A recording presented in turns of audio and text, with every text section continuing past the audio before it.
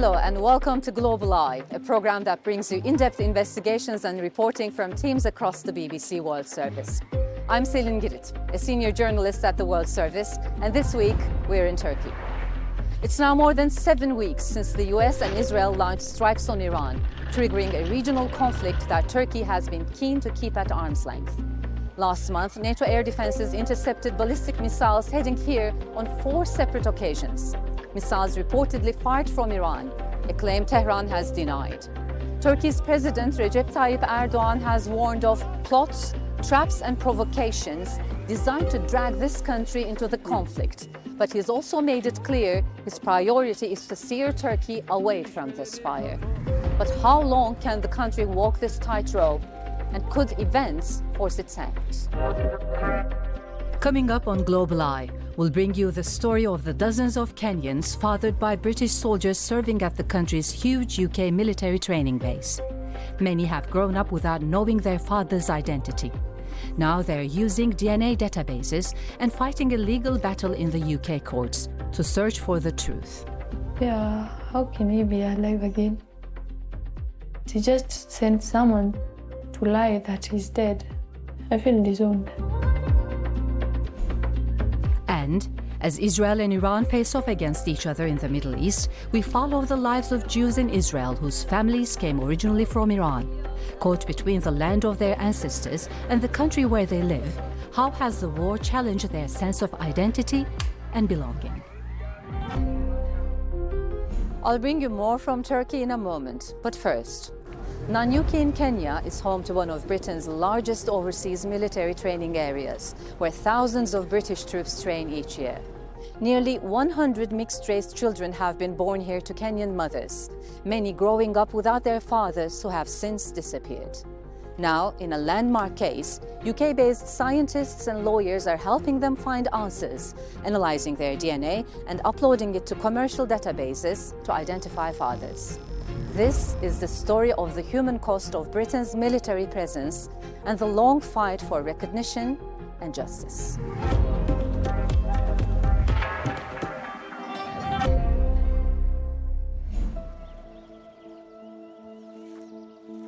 This one is my mother's, that one's for my grandfather. This one for my mom.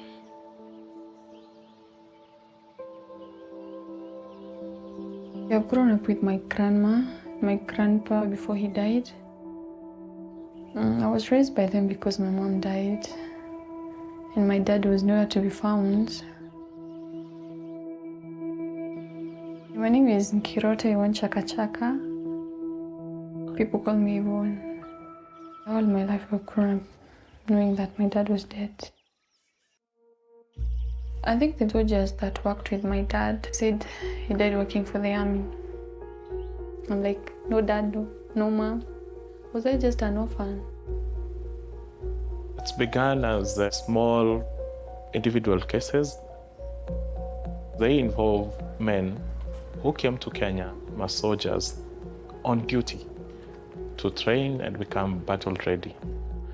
In the course of their training, they father children. The women and children who've been abandoned by their soldiers brought their issues to me. Yvonne was a very interesting case.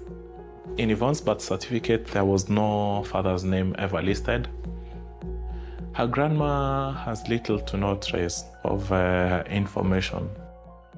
I was quite certain that we would be able to find Yvonne's father. Kevin told me that they would help me try to find my dad. So I was like, what is he saying? Doesn't he know that my dad is dead? The only way of holding the British Army into account would be to find solicitors and barristers in the UK to be able to put up their claims in the UK. I think James was this missing piece. I could see he was really passionate about seeking justice for these women and children. The report says, the grandmother stated to me at the end of 2009 she was informed by others that the father had passed away. I didn't believe it. I did not believe that this bloke was dead. There are certain cases that stand out for whatever reason. It's like no other case that we've ever seen as a firm. But how the hell were we going to find this guy? We had to think outside the box a little bit and get creative. Detectives working the case for decades say cutting-edge DNA testing allowed them to make a match. He was tracked using DNA through a genealogy website. The site identified someone who had the same great-great-great-great-grandfather as the killer. From there, investigators built an elaborate family tree and then used a process of elimination to zero in on suspects. A fellow lawyer had this light bulb moment. What if we could take the tech used in the Golden State case and use it for Kenya in the family courts? It's not DNA that I find particularly interesting. It's, I would say, looking for the evidence. It's finding solutions to problems. And this is a solution to a problem about who somebody is and where they come from. We travel out to Kenya, armed with a suitcase full of DNA kits. On the first day, I met with, I think, 7 or 8 mothers, and the stories were all identical. And then day 2, another 6, 10, 12 people, and every day was the same. And then the cases started getting more and more challenging. I'm just going to wipe it inside your cheeks. After the first day, I remember going back to my room and thinking, how are we going to manage all of this? Because it's just so many. So we took these DNA samples in December, and it wasn't until the end of January, beginning of February, that they started to trickle through. We were completely taken aback. We can see that we've got 16 allele in common at that marker, 14 in common, 15 in common. Nothing like this has ever been done before, where you're engaging DNA testing on such a scale. We had no idea how many leads we'd get, and we were astounded how many good results. We had completely distant family members, we had relatively close family members, all the way up to the bullseye hit of fathers being named and identified. So each case does have a letter. We're going case A, case B, case C sequentially. We're now up to cases Q and R today. Case A. That's Yvonne, leading proceedings. This was a proper needle in the haystack. When the results came back, we didn't find anything close enough to make an easy, direct relationship. But there was a distant match, yes. So all of a sudden, this distant relative of Yvonne just pops up on Ancestry.com. So I sent her a few emails, and then nothing. Maybe a month went past, and then all of a sudden I get a call through from reception, and the lady says, "Oh, it's this relative on the phone."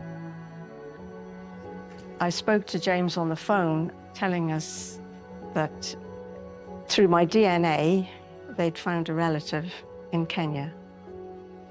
It was a huge surprise. She said that there was nobody in her family who had any connection whatsoever with the British Army or with Kenya or with Nanyuki, apart from 2 lads. 2 guys who were the sons of her first cousin. And that was our way into this case. My cousin said that both her sons were in Kenya, but only one of them was in the army. If this is right, this guy has led his daughter to believe that he's dead, when he's very much alive. Yeah, how can he be alive again? To just send someone to lie that he's dead. I feel disowned. So this morning, we are dealing with Yvonne's case first. That's case A. This is our orphan, or not so orphan. So we issued this application 26th of June, and we're now the 3rd of December, and we still haven't found this bloke. So he's gone to ground, we can't find him. We've tried the best part of, what, a dozen times? 10, 11 times? Her dad is still evading us, we think. now. We've had 3 different addresses for him. He seems to be moving around a lot. We've sent the bailiff round, I think about 10, 11 times now. Still can't pin him down. So today's outcome for that case is we're going to try getting hold of his mother. Let's get Granny in. Get Granny and see what she'll tell us. I feel a bit sorry summoning Granny to court. Yeah, but you haven't really got much there's other no alternative, really. There really isn't. He might have a really good explanation as to why this 17-year-old girl believes that her dad is dead. Today is the 4th hearing that we've got in relation to the now 21 cases we've got in front of the judge. It might be that Yvonne's father just pops up at court today. I'll be very surprised if that happens. We're in front of the highest family court judge in the land. If you choose to ignore a high court order, then there's going to be consequences for you. And ultimately, Yvonne deserves to know who her dad is.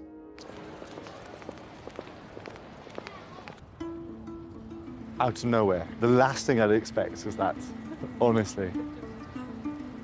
It was unheard of.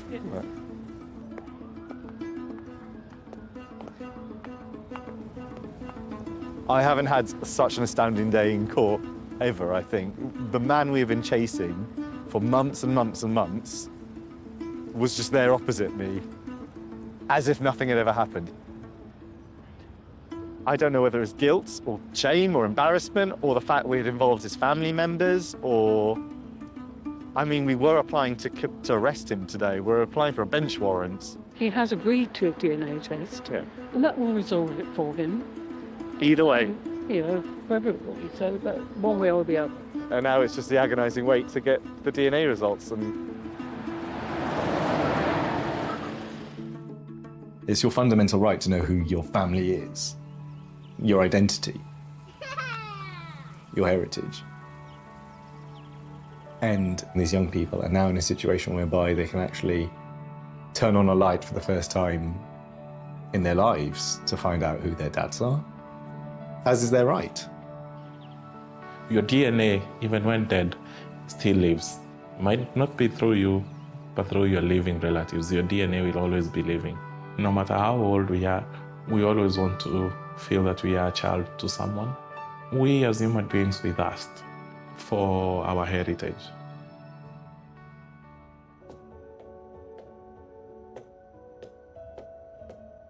James, I've got these results for you. Would you like to have a look?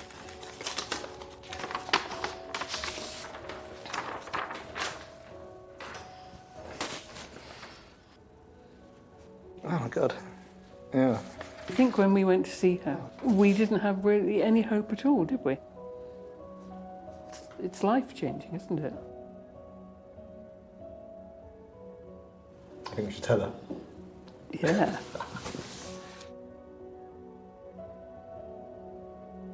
Hi, Yvonne, can you hear us, see us? Hi, Yvonne. Pretty much fine, James. Hi. How are you doing, Yvonne? Good. I wanted to call you today because we have some news for you. Yvonne, we found your dad.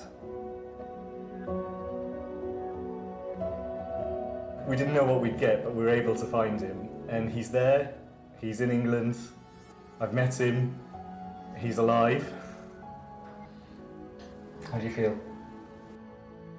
Like, I'm just shocked because I never thought he would reveal himself after all those years. Yeah. We can't promise you anything. He's not obliged to do anything. It's up to him and his conscience. I can ask him, I can ask your father if you'd like to meet him. Would you want me to ask that? If you want to meet me, then I also want to meet him. I'm ready.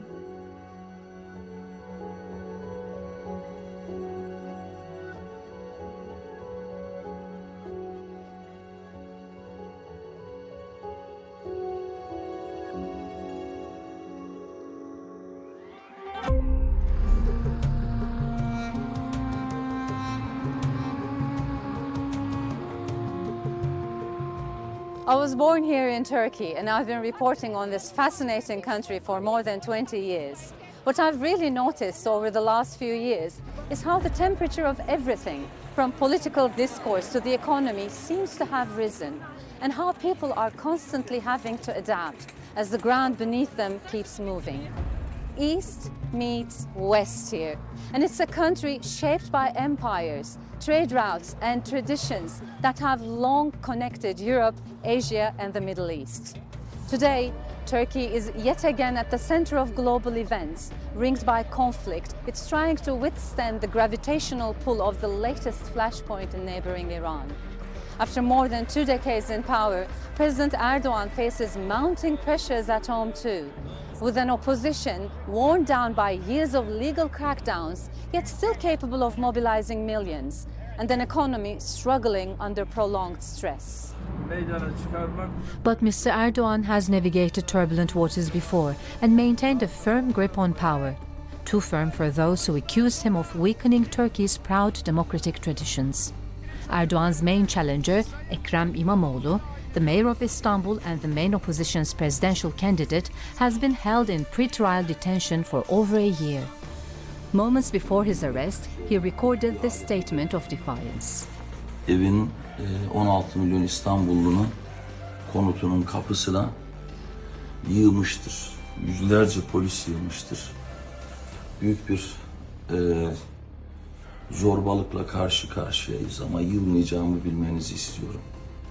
Hepinizi çok seviyorum. Ben kendimi milletime emanet ediyorum. Will he remain in jail or even be banned from politics? His arrest had triggered widespread protests here and the heavy police crackdown. There have been large-scale arrests of other politicians, journalists, and civil society figures as well. I have witnessed a growing sense of unease among opposition voters.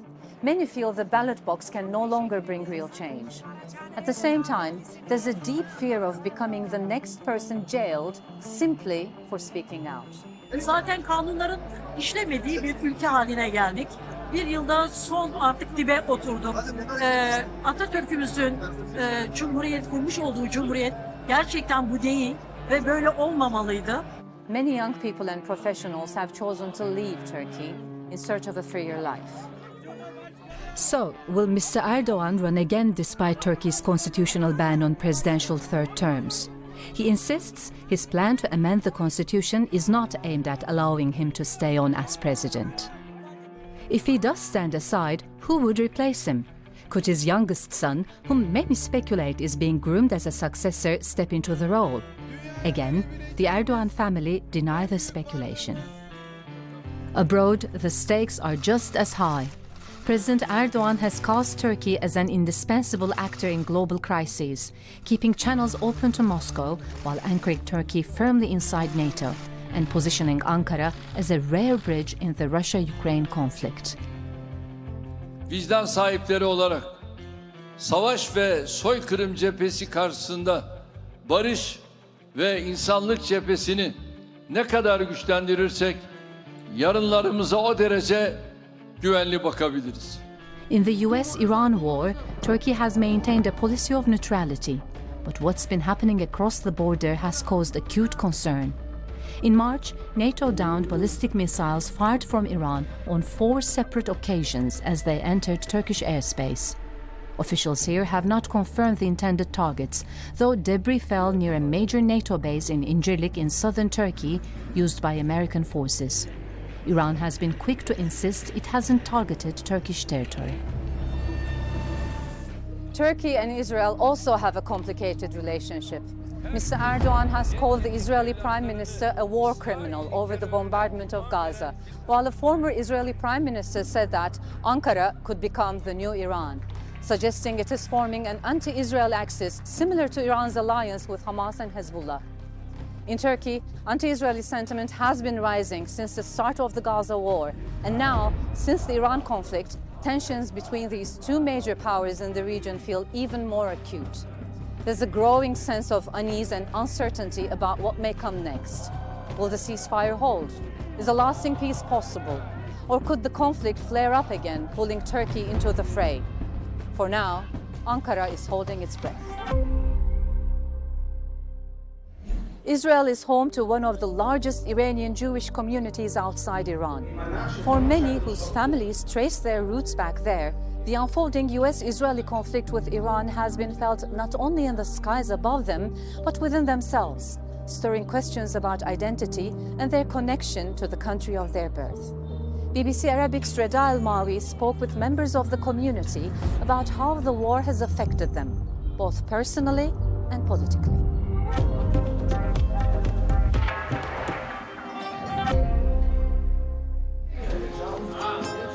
An ancient craft, the art of carpet making, where stories are woven in every thread.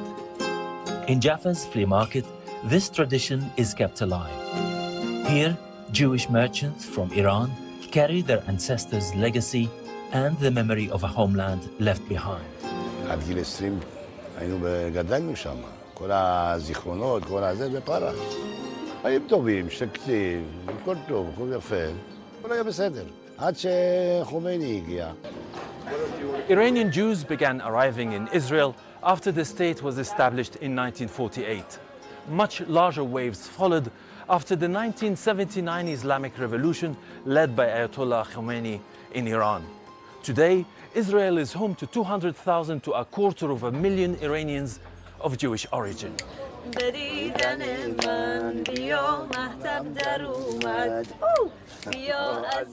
Many Iranian Jews remain closely connected to their roots even into the second generation.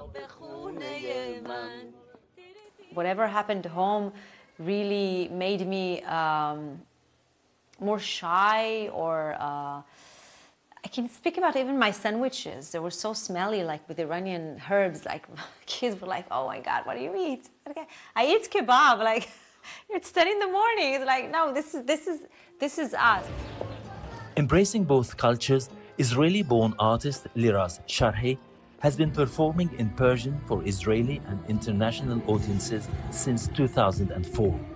I was following women's protesting groups in Iran for years, for the last 20 years, who are taking their veils and dancing in the street, next to police stations, in buses, in trains, and they did it in a very joyful way.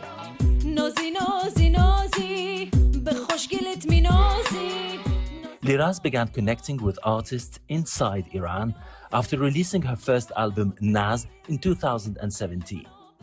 She later collaborated with them remotely and in secret on the song Zan Bizan, which encourages women to challenge the restrictions imposed by Iran's ruling system.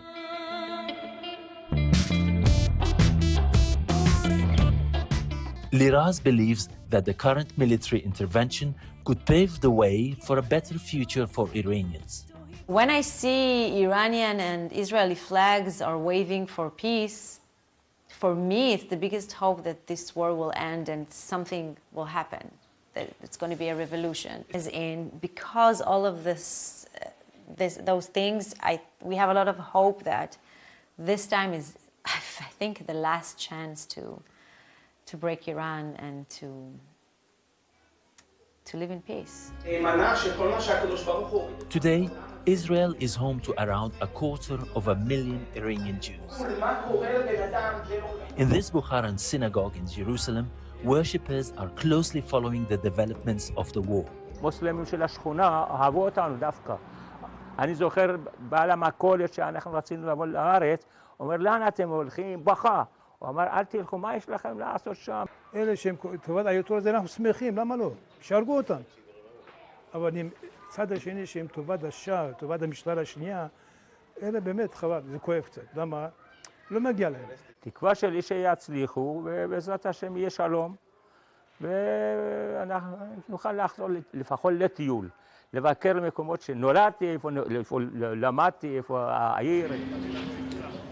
There are currently 8,000 to 10,000 Jews living in Iran, making them the largest Jewish community in the Middle East outside Israel.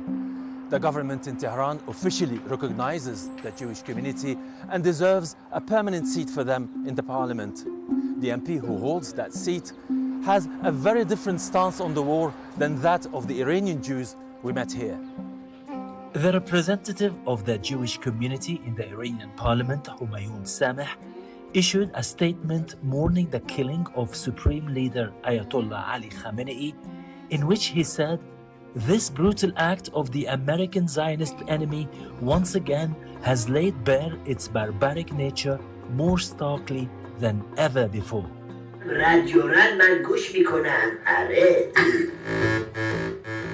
Radio Iran is a Persian language station broadcasting online and via satellite from Israel. Its founder, Rani Amirani, says many listeners tune in discreetly from inside Iran and contact him in secret. I asked him about his view on the hundreds of Iranian civilians killed in this war. War is not a nice thing. The people killed in the war. We know that. But the war is, we have prices. You have price. You have to pay. If you want victory also, you have to pay. Also, the Iranian people want to pay. They say we want to pay for victory. We already want to be killed, but we want the victory from my sons and from my family. You heard this? I heard the people say that. It is difficult to gauge the level of support among civilians in Iran for the idea of overthrowing the regime, especially through an American-Israeli military intervention. For Iranian Jews in Israel, this war feels deeply personal. Torn between the land of their forefathers and the one that became their home, many hope that one day the two might come together.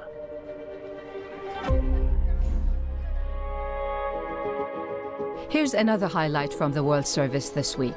The daily What in the World podcast analyzed the recent elections in Hungary that saw Viktor Orban's 16 years in power come to an end, with huge implications for Europe and the world. Hungary has been a thorn in the side of the EU and Ukraine for many years, keeping a close relationship with Russian President Vladimir Putin despite EU sanctions on Russia. Orban has also found favor with the Trump administration that earned him an endorsement and visit in person from Vice President J.D. Vance before the election.